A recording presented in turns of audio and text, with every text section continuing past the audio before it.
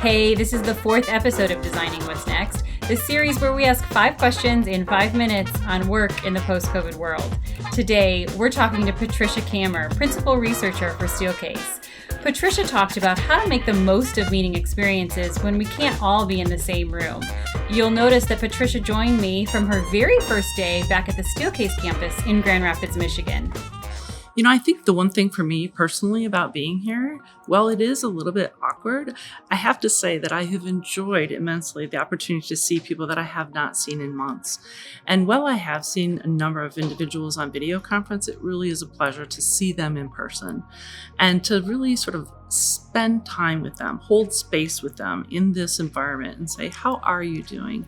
And how has this experience been for you? Welcome back. It's good to see you again. It feels like I've come back home again.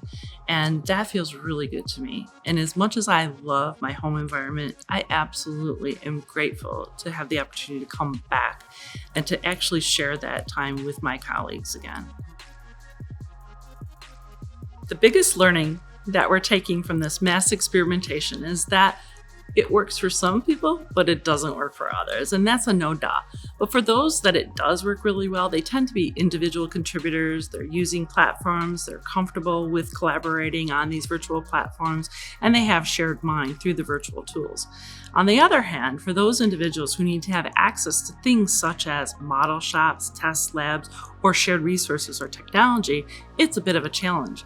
And further, I would add that it's very difficult for folks like myself, researchers, who tend to like to think their work very visible. It tends to be very analog, and we immerse ourselves in that content. We look for large patterns, and we tend to step back.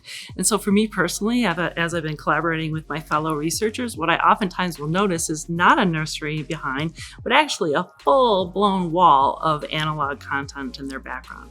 So that is a challenge, to be on the shared space and shared time that we typically would get if we were living in a project room together.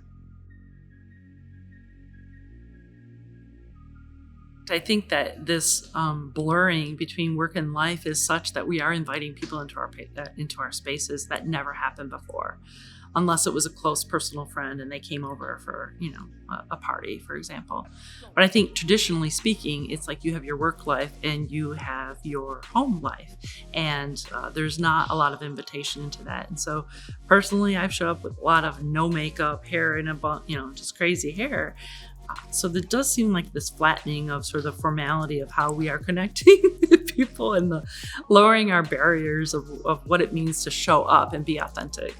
And that's actually kind of delightful. And I actually think it does actually improve your relationship with people to see them as they truly are, because we all are humans at our best, just doing the best we can. We're exhausted because of the monopoint nature of the technology. I'm not looking beyond you, I'm looking right at you.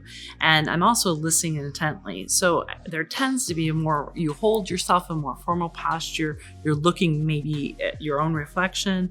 People tend to get a little bit more uptight when they do that. And so holding your posture and looking at people is incredibly exhausting.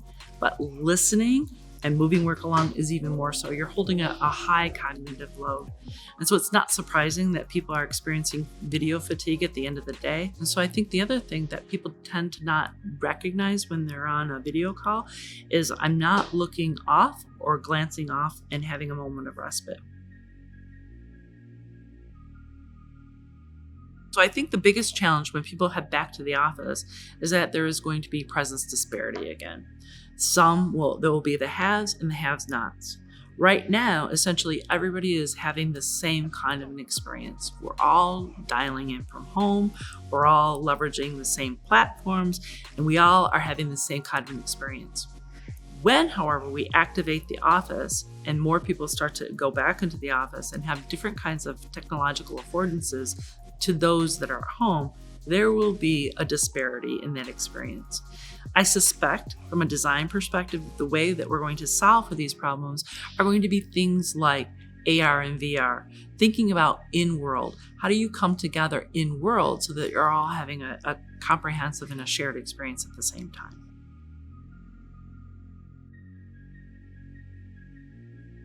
Now that we're bringing people back to the environment, to your point, there's a whole new level of scrutiny around how to manage infection control, how to make sure that people are safe and have psychological safety. And that's going to put pressure on existing facilities and the ways in which our spaces have been designed that don't stretch or don't have, can't expand or contract, that are physical barriers to the architectural elements that you can't move that door.